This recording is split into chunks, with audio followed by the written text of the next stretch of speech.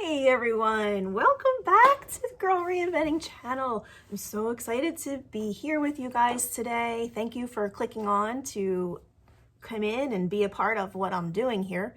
I am very excited because a whole bunch of new subscribers are on board. Whoop, whoop, whoop. So exciting. Thank you for wanting to spend some time, hanging out in this dingy, dark workshop with me as I go through these projects that I never really know how they're going to turn out when I go into them, but I am always usually optimistic and, can make something out of them, because I too, like many other furniture flippers that I have been recently talking to, love to save things from the landfill. I see useful pieces of furniture discarded, and I take them and I bring them home and I try to give them a new life one way or another. Am I a professional carpenter, furniture flipper, or whatever? No, I'm just a regular everyday person. I'm a nurse, I'm a mom, I am a lover of all creatures, and my interest is to reduce waste and recycle and keep some of the cool wood pieces that I find out of the landfill. Things have history, and I want to be able to contribute to the continuation of its history. So in this video, I am going to show you how I've done it in the past, not too many times, but I like to find chairs. When I do find chairs that have an old fiber rushed seat, I know you probably know what I'm talking about. Old chair in the trash, the chair is perfectly fine, but the seat is busted and dry rotted and falling apart. And sometimes it's cane webbing, sometimes it's fiber rush, sometimes it's natural rush that's actually looks like grass reeds. Those are the really old ones. But typically you find the ones in the trash that have fiber rush. So I took the time to put together a video for you to show you how I reweave those fiber rushed seats. It's really not like rocket science or anything. It's time consuming, but it's satisfying. I like to knit, as I don't know if you've noticed, but so I thought the first time that I did this, I can do that. I like to knit, I like to weave, I like fiber. So yeah, that sounds like something I could do. And I did a rocking chair way back. I never did a video of that because that was before I had, this channel going, and it came out really, really good, an old rocking chair. So now my husband, Tom, is often the one that brings the pieces home, and the chair pieces anyway. And this time he brought two pieces home. The one that's behind me is a chair. I'm going to be doing that one later because it's a little bit different. It's not very difficult, but there's a little bit of a difference in how you set up your weaving method. There's a step that you have to take first in order for it to be straight all the way through. But I did do this one. And it's basically just an old, like a bar bench, wooden bar bench that was in the garbage, and it had a busted up seat, rush seat. And so I took my X-Acto knife, my box cutter, and just cut everything off of there. And it all came undone, and then you just basically start fresh. Now I did a little special paint technique on here, which I'll show you. I don't go into too much detail in the video about the paint technique, but I just need to show you right now because, I love this technique and I'm obsessed with it, and it's kind of mimicked after Debbie's Design Diary, her boat wood chair. I don't know if anybody's ever seen that, but I am in love with that technique. I know it's not for everybody. It looks, makes it look old, but I like that. I love going to Maine. I love barnacles on ships and boat wood and all that. I love the colors that look like they've been peeled back over time. So I wanted to give this chair, that kind of a finish. So I'll show that, a brief clip of that as I'm going through right before I start the weaving. So that's basically it. I'm going to show you how this is done. You can do it too. Chairs, one chair doesn't necessarily sell on Facebook Marketplace, but people like to have that look where there's multiple chairs that are different shapes and sizes, or from different families or groupings, in that farmhouse look. So you can sell them as a set if you have enough of them, 2 or 4. Sometimes people buy 1, but if you have 2 or 4 and they're different, then what you can do is I just whitewashed this one. I just used the DIY paint in the color crinoline, and I just made it a wash. And I put a wash on it. So if you do, I gave it a quick scuff sand and then did the wash and then waxed it. Just plain old clear wax. And then I'll rush that seat like I did this one. And put a little grouping together and try to sell them that way. And typically they do sell as long as they're the same color. People like that mixed matched look. So that is what we are up to today. Let's get to it. Hello, new subscribers. Hello. So exciting. My goal is, my channel's still quite small. And that's fine. I mean, my major focus is not to dominate the world on YouTube. I just really like showing you what I am up to, because it's fun. And I had to think about it a minute, why YouTube? And I think the answer for me is, I used to, I went to art school a long time ago before I became a professional in the world of corporate America.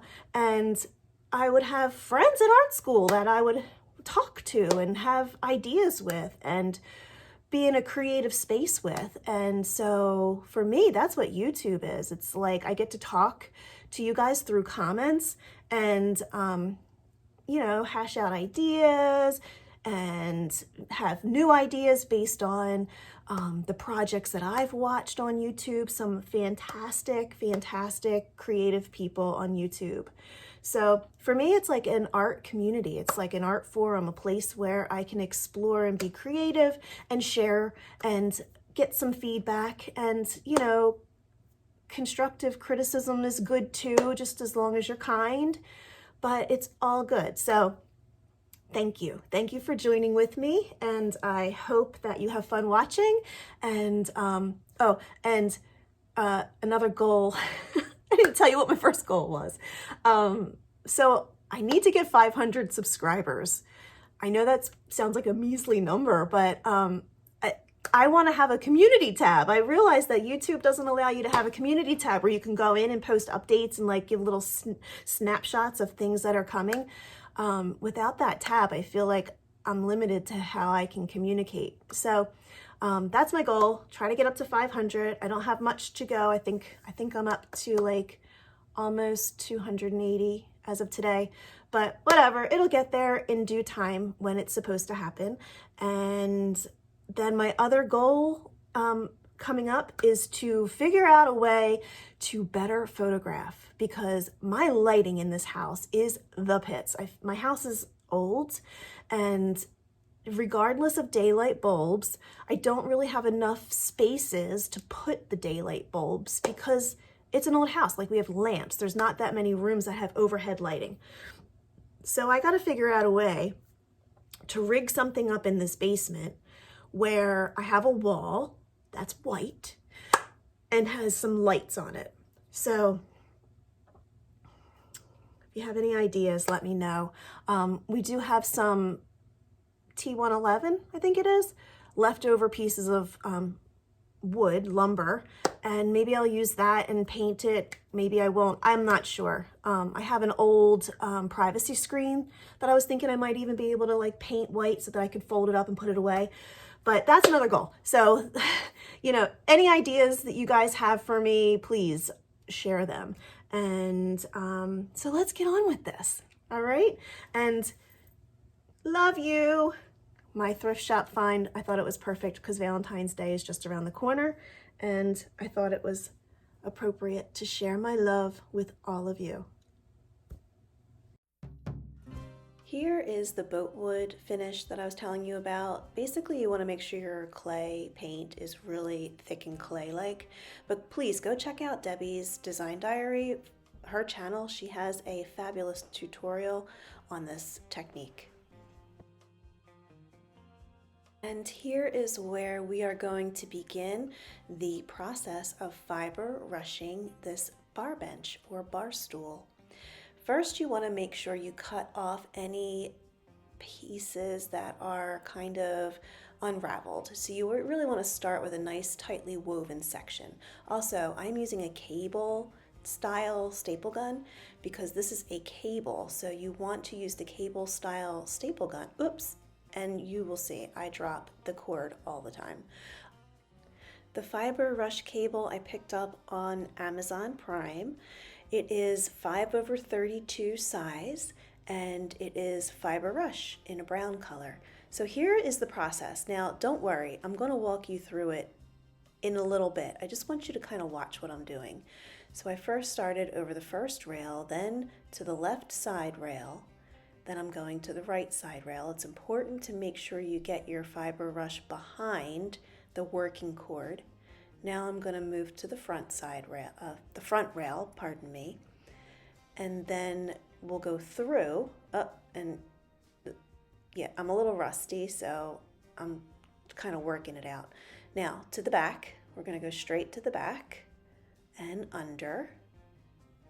And then to the right side rail and under, and to the left side rail once I straighten out the cording. I wrestle with this cording all the time.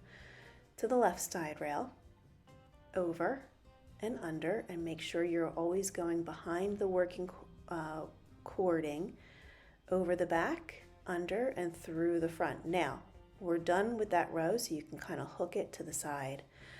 Now, I just put my finger up because I wanted to say, now you can straighten out your work. So basically what you do is you just follow the cording, the fiber rush cording, as it was woven. You just kind of retrace your steps and make it a little bit tighter so that it fits snugly in that place there. Now remember, the tension will be held from the staple we placed. So I am just straightening out this cord as I go, following my steps that I just took in the weaving process, making the fiber rush fit snugly around each corner. And you just continue to do this until you get back to the front. I will speed this up for you now so that you can still watch me, but we save a little bit of time. A spring-loaded clamp is a great tool to have on hand to hold tension so that you can continue weaving, but you can keep the tension. So same exact pattern. So we left off at the front rail, so we went over and under. Now we went over and under the left side. We're going to go over and under the right side. We're going to go over and under the front and take it to the back, and over and under again the back rail, over and under the right side back, over and under the left side back rail, corner I should say, and then over and under for the back rail there. And we're going to come under and off to the side. Now we're going to straighten up just like we did the first row.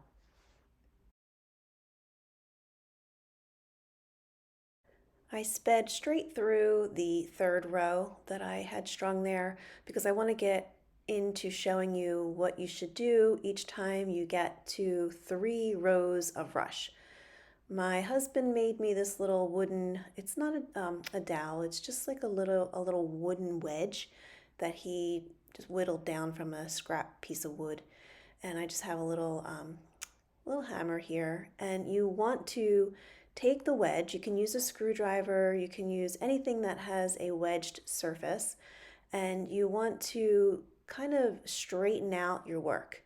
As you can see, as I'm tapping, the rush strands are getting a little bit tighter, closer to and tighter snug onto each corner. And that's what you want to do about every 3rd row. It's important to do this step because otherwise the fiber rush will start to creep in, kind of slant towards the center of each row that it's on. So you want to keep it straight so that you can keep a square. And I'm showing you a mistake here. In my haste of going really quickly and weaving, that front right corner, I probably went over when I was supposed to go under. So what you're going to have to do if you run into that kind of a situation is just go backwards and take your work back. And there was the problem right there. So I'm taking it back to where the initial problem was, and I'm just going to start again. So very much like knitting. If you've ever knitted before and had to take out whole rows of your work, it's sort of like that. So take your time, pay attention, and that way you don't have to undo a lot of your work if you make a mistake. But you definitely want to correct the mistake as soon as you find it, otherwise the seat's not going to come out right. So we are going to blast through a couple of rows here, but in the meantime, I want to give you some information. There are 2 channels that I used to watch to get familiar with how to do this. Silver River Chairs is one, and Ed Hammond. 2 very good channels to show you how to do this, different perspectives, more experience than me. Okay, we have come to the end of a stack of fiber rush. So what to do? Well, you have to tie a knot. You have to tie a knot in a spot where it's not going to be visible. It's just an overhand knot or a square knot. So you just tie a good knot, make it real tight. Not like I'm doing right now, fumbling through this knot. But once you get the hang of it, it's pretty easy. Oh, there you go, girl, you got it. So you tie a knot, and you want the knot to be on the underside of the chair. So when you're weaving, it's kind of underneath. And it'll all make more sense as you do this the first time because as you can see, like there's an underside where there's the straight runs of fiber rush, and then there's the top where the actual weaving is. Now, this is where you don't want the knot to be. See, right there, if following my pattern, I would have been on the outside of the chair. No good. So what you want to do is cut that out completely. Look and see where there's going to be a straight run that will be underneath the chair in the end of this whole process. And you want to put the knot there so that you don't see it. It's going to be hidden underneath. The underside always looks a little messy, like a little bit like a bird's nest. That's okay. That's the way it's supposed to be. As long as the top looks clean and tight, you're good to go. So it's okay if you make a mistake. You can always cut the knot out and try again. Better job at making a knot there, girl. Better job. And then just cut off the excess with your snippers, another tool you want to have handy. And I'll show you here after I cut the excess. Once I start rushing or weaving, you'll see that that knot is going to be on the underside. So sit back, relax, watch me work this whole process out in front of your eyes in fast time here, like ×8 time, and watch this whole chair come together like magic.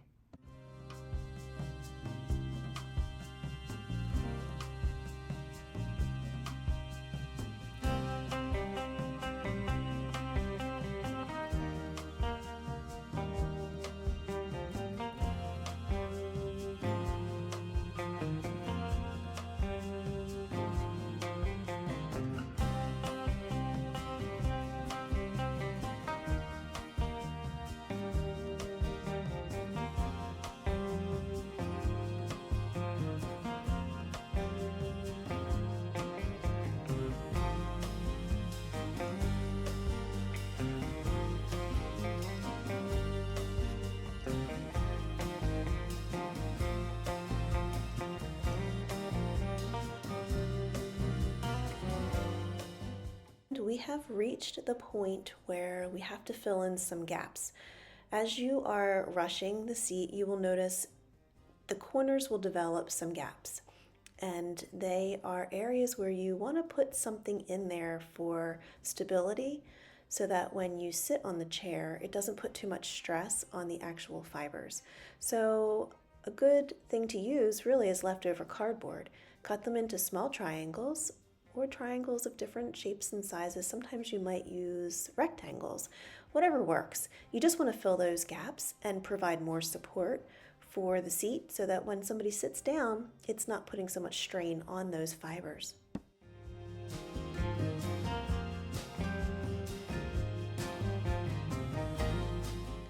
Time for an information nugget. You want to get your bundle of rush wet before you use it. Each time, I did it for all of the bundles, I just didn't show you until now. So you just get your bundle, dunk it in, and wring it out pretty good. You don't want it to sit in there too long. You just want to get it moist so that it's easier to work with. The fiber rush comes in spools of all different sizes. I happen to get a big spool because I do the chairs, so I might as well have it on hand. And that's it. That's it, guys. You just keep doing the same process over and over and over again until the chair gets pretty filled in. Then things change a little bit and we'll get to that. Just sit back and relax. All right, you guys, I just want to show you real quickly how these two sides don't really, well, four sides don't match up. I'll talk about this section in a moment. But as we get close to filling in all of the gaps here, I just want you to pay attention to this side versus this side. What you really want at this juncture is you really want there to be equal distance between these two last bits of fiber and here. So you can see that the distance here is greater than the distance here. And that's important because we want to have equal amounts of fiber rush going back and forth to close in these gaps.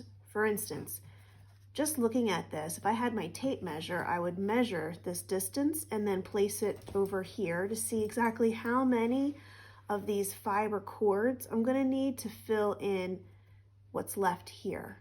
My guess is that it's going to be 4. You can see there's 4 there. Probably 4 are going to fit here. But if I kept this the way that it is right now, 4 is not going to fill in here. It looks more like 2 or 3. So it's really important towards the end for each side to use your little tool and make some room and make it more equal so that you'll have the equal amounts of cord on both sides. So you can see how that's already kind of starting to open up a little bit. So I'm just going to kind of work this a little bit more so that it's a little bit more even. Now, I'm not going for perfection here. I definitely am not a master at this. This is like something that I figured that I could do to save some of these old rushed seats that I often find in the trash. But you can see now that that is more in line with that it's going to be, I'm probably going to use the same amount of fiber cords here as I will over here. Now, as you can see, there's a greater distance here than there is here. That's not a big deal. You'll probably always have that situation happen. And towards the end, once I fill this in, there'll be still a little bit of strip left here that I'll need to fill in, and then you can go back and forth. You just go right from the center, back this way, underneath, and over that way, and you just keep wrapping that way until all of it's closed in. It gets tight. You'll see I'll use I have another little tool, a little dowel that I use to make a hole so it's big enough to pull the fiber through, the fiber rush cording through. And that's basically it. It's a really simple process, time consuming, but easy. This is a relatively easy configuration for a seat because each side like this distance and this distance are equal, and this distance and this distance are equal, you do get a little bit into like a little bit more skill when you have, well, I wouldn't even call it skill, it's just you have to add an extra step when you have a chair that is wider in the front than in the back of the seat. And I'll show you that. I'll show you that next because I have another chair downstairs that I have to do. So I'm going to continue to wrap these, and you'll see this will close in faster than these sections, but no big deal. You just keep wrapping back and forth. And if you guys don't want to wait for me to do that chair and you just want to know how to do a chair that's got a different width in the front than it does in the back, then head on over to those two channels that I suggested. Silver River Chairs is one, Ed Hammond is the other. And for your convenience, I will post the link to those channels in the description box, along with all of the materials I used to complete this project.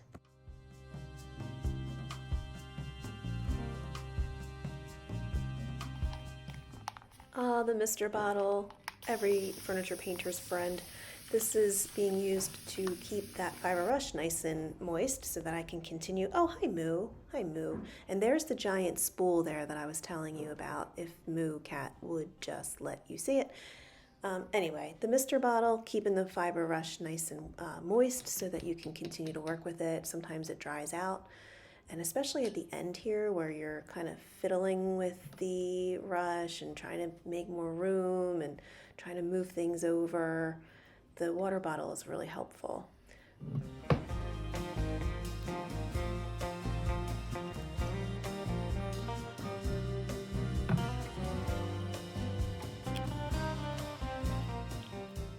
And we are getting really close to the end of this fiber rush seat process.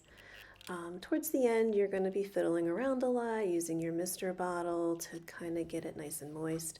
You can see here, this is the last strand, and I want to show you how much room is left for the last strand. You just have to pull it tight. Oh, I lied. It is not the last strand. I see that there's another strand to be done on the other side. Here is the little dowel that my husband made this too. He just kind of whittled down a dowel that we had in the basement. And it's the perfect tool to create just enough of an opening where you can pull through the little bits of fiber that you need. Now here at the end, that opening is a little fatter than I would have liked it. So you can actually unravel the fiber rush a little bit, make it fatter, and fill that gap. You can kind of mold it to the way that you need it to be molded because there's no more room on the other side, so I can't go back and forth here. I just have to make do.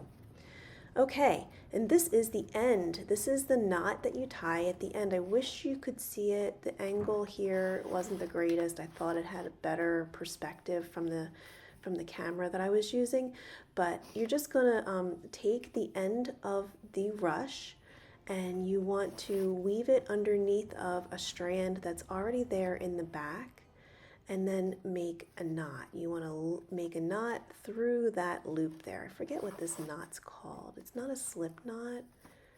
It's not an overhand knot. I'm not quite sure what the type of knot is there. Maybe you guys can chime in with a comment and tell me. But you just want to secure it. Make it nice and secure and then cut off the excess. You can see I'm kind of fiddling around with the knots because at the end when you flip over your chair, like I said earlier, it's going to be a bit of a mess. That's okay, that's normal. But what you can actually do, you can trim down your knots that are under there, tighten them up a little bit, and then use Gorilla Glue to go in and just fortify them a little bit. I like to leave the last bit of strand there a little bit longer, like the tail, and then tuck it under like a knitter's trick. That's what you do in knitting too.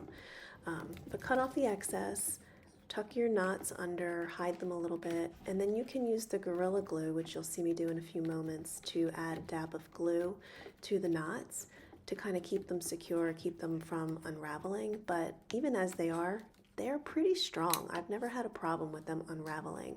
This is just an extra step you can take. I don't always do it, but I do now. I think it's definitely worthwhile.